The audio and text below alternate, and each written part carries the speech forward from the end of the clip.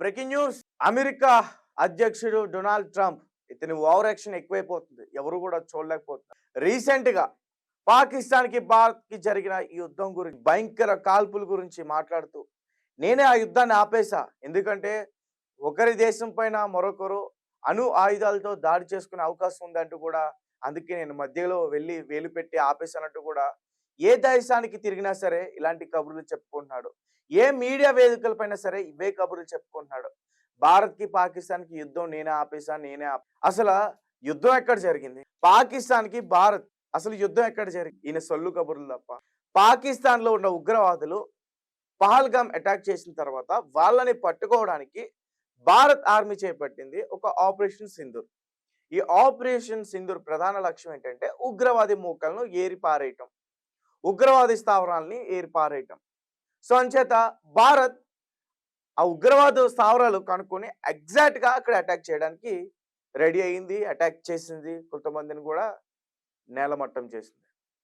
అయితే పాకిస్తాన్, మరి పాకిస్తాన్ ఉగ్రవాదులతో సంబంధం లేనప్పుడు కామ్గా ఉండాలి కదా. మరి భారత్ పైన 600 డ్రోన్లతో అటాక్ చేసింది. మన శ్రీనగర్ ఎయిర్పోర్ట్ ని ధ్వంసం చేయడానికి వాళ్ళు ప్లాన్ చేశారు. మన దగ్గర సుదర్శన చక్రం అని పేరు చెప్పుకుంటున్న S-400 వాటిని తిప్పుకొట్టింది. సో ట్రంప్కి ఇవేమి కనిపించట్లా, పాకిస్తాన్ చేస్తున్న ఈ చేష్టలేమి కనిపించట్లా. పాకిస్తాన్ చాలా దారుణమైన పరిస్థితిలో ఉంది.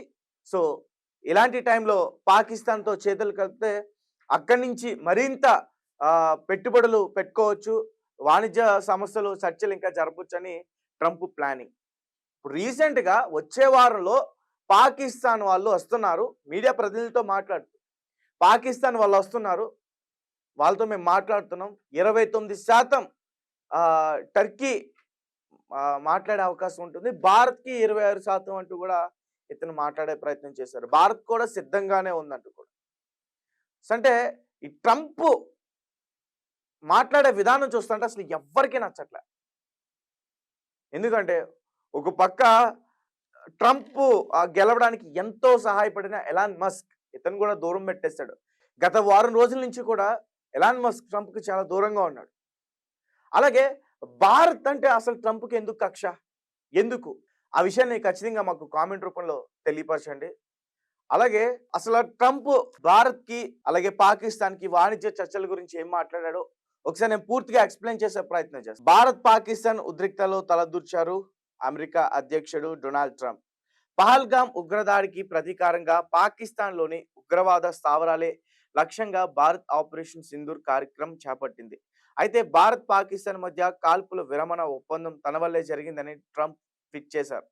అంతేగాక ప్రపంచ దేశాలకు ఇదే చెప్పుకుంటూ వచ్చారు. భారత్ పాకిస్తాన్ మధ్య యుద్ధం తీవ్రతరం కాకుండా ఆపగలిగానని, లేదంటే వారు ఇరు దేశాల మధ్య అణుయుద్ధం జరిగే ఉండవచ్చని చెప్పుకొచ్చారు ట్రంప్. అయితే తాజాగా డొనాల్డ్ ట్రంప్ కీలక ప్రకటన చేశారు.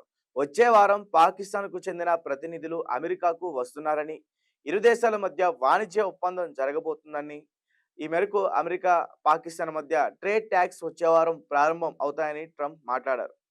అమెరికాలో ఓ మీడియా సంస్థకు ఇచ్చిన ఇంటర్వ్యూలో ట్రంప్ మాట్లాడిన వ్యాఖ్యలు చూస్తుంటే ప్రతి భారతదేశానికి పౌరుడికి చాలా కోపం వస్తుంది. వాణిజ్య చర్చల కోసం వచ్చే వారం పాకిస్తాన్ ప్రతినిధులు అమెరికాకి రానున్నారు.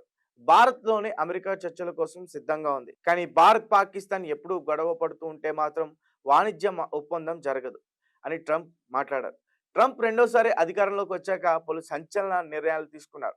ప్రపంచంలోనే అనేక దేశాలపై టారిఫ్లు విధించారు. ఈ మేరకు పాకిస్తాన్కి 29%, అలాగే భారత్కి 26% టారిఫ్లు విధిస్తూ నిర్ణయం తీసుకున్నారు. ఇటీవలే యాపిల్ కంపెనీ భారత్లో పెట్టుబడులు పెట్టడం తనకు ఇష్టం లేదని ట్రంప్ మీడియా ముందే స్వయంగా తెలపడం సర్వత్రా చర్చనీయాంశంగా మారింది.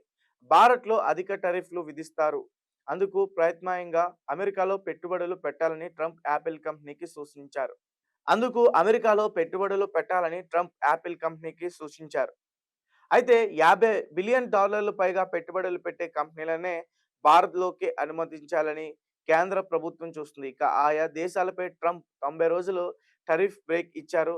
ఈ క్రమంలో పలు దేశాలు శ్వేత సౌధంతో చర్చలు జరుపుతుంది. సో గైస్, చూసారు కదా, ట్రంప్ ఇంకెక్కడికి వెళ్ళినా సరే ఈ సెల్ఫ్ డబ్బా కొట్టుకోవడం మాత్రం ఆపట్లేదు. అండ్ రీసెంట్గా మరి మరి భారత్కి పాకిస్తాన్కి యుద్ధం జరగకుండా ఆపేశానని చెప్పుకున్న ఈ ట్రంప్ రష్యాకి ఉక్రెయిన్కి జరుగుతున్న యుద్ధాన్ని ఎందుకు ఆపుకోవట్లేదు? మొన్న రష్యా అధ్యక్షుడు పుతిన్ పైన అటాక్ చేస్తే ఉక్రెయిన్ వాళ్ళు డ్రోన్స్ అటాక్ చేయడానికి సిద్ధపడితే ఆ రోజు పుతిన్‌కి సంబంధించి ఈయన ఒక ఎక్స్ అకౌంట్‌లో ఒక పోస్ట్ చేశాడు. ఎందుకంటే తిరిగి మళ్ళీ రష్యన్ ఆర్మీ ఉక్రెయిన్ పైన అటాక్ చేసి కొన్ని ప్రాంతాలని ధ్వంసం చేసింది. భయపెట్టింది ఆళ్ళని. అయితే పుతిన్ ఇది సరికాదు, అతను పిచ్చోడు అన్నట్టుగా మాట్లాడాడు. రష్యా వాళ్ళు సంబంధించిన ఆర్మీ తిరిగి రిప్లై కూడా ఇచ్చారు. మేము యుద్ధం చేయడానికి మేము సిద్ధంగా ఉన్నాం అని చెప్పి. దెబ్బతో ట్రంప్ నోరు మూసుకున్నాడు. సో ట్రంప్ ఏజ్ పెరిగే కొద్దీ చిన్న పిల్లలైన అయిపోతారంటూ ఒకటి చెప్తా ఉంటారు. నాకు ఇతన్ని చూస్తుంటే అలానే అనిపిస్తుంది. ఇతని చేష్టలు గాని అవన్నీ కూడా. సో రీసెంట్‌గా ఎలాన్ మస్క్ అతనే దూరం పెట్టేశాడు. సో ప్రపంచంలోనే నంబర్ 1 బిజినెస్ మ్యాన్, ధనవంతుడు. సో అతనే దూరం పెట్టేశాడు. నెక్స్ట్ భారత్‌కి, పాకిస్తాన్‌కి యుద్ధం జరుగుతున్న నేపథ్యంలో దొంగచాటుగా పాకిస్తాన్‌కి, టర్కీకి ఆయుధాలు అమ్ముకున్న వ్యక్తి ఈ ట్రంప్. $79 మిలియన్ పెట్టి ఆయుధాలు అమ్ముకున్నాడు. ఆర్మోస్ మిసైల్స్. సో ట్రంప్‌ని అసలు నమ్మడానికి లేదు. ట్రంప్ ఏంటంటే భారత్ ఎదుగుదల ట్రంప్‌కి ఏమాత్రం ఇష్టం లేదు. క్లియర్‌గా అర్థమవుతుంది. ఎందుకంటే కొన్ని యాపిల్ సంస్థ ఇక్కడికొచ్చి పెట్టుబడులు పెట్టాలని ప్రయత్నిస్తే దాన్ని పెట్టొద్దని స్వయంగా మీడియా ముందే మాట్లాడాడు. మరి ఇలాంటి ట్రంప్‌కి భారత్ సరైన గుణపాఠం చెప్తుందా? సరైన సమాధానం చెప్తుందా? ఖచ్చితంగా చెప్తుందని నాకు అనిపిస్తుంది. మరి ఆ సమాధానం ఎలా చెప్పబోతుంది అనుకుంటున్నారు? ఆ విషయాన్ని మాకు ఖచ్చితంగా కామెంట్ రూపంలో తెలియపరచండి.